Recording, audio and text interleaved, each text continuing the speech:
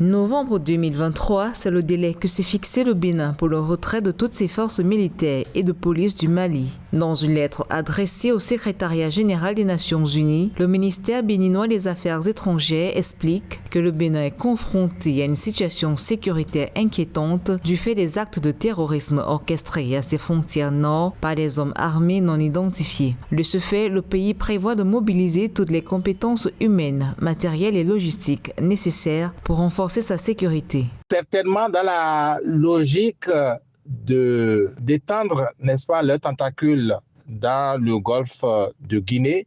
C'est certainement dans cette logique également que de temps en temps, ils planifient des attaques. Ils planifient des attaques contre les pays de cette partie, les pays côtiers, comme on dit, comme le Togo, comme la Côte d'Ivoire, comme le Bénin. Donc, c'est en toute connaissance de cause que les djihadistes frappent par ailleurs le Bénin.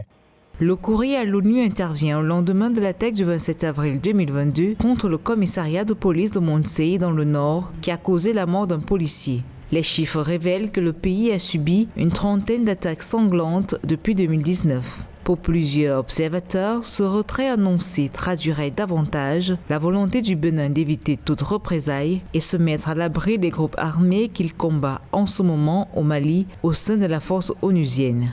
Personnellement, je n'ai pas compris cette stratégie du gouvernement, celle qui consiste à retirer ces militaires, ces soldats envoyés au Mali pour la MINUSMA, toujours pour combattre le terrorisme. Pour moi, cela ne s'explique pas. Pourquoi? Parce que cela va à contre-pied de la stratégie la meilleure, je pense, à ce jour, qui consiste à mutualiser les forces pour combattre ce phénomène de terrorisme. Le Bénin ne peut pas se replier sur lui seul et pouvoir gagner cette guerre-là. En tout cas, la mener à bien, ce n'est pas possible. Le plan de retrait béninois prévoit de rapatrier d'ici novembre 2022 140 hommes qui composent une base de la police à Kidal dans le nord du Mali. Ensuite, les 250 militaires qui constituent un régiment de l'infanterie basé à Sénou, en périphérie de la capitale malienne Bamako, seront rapatriés en novembre 2023.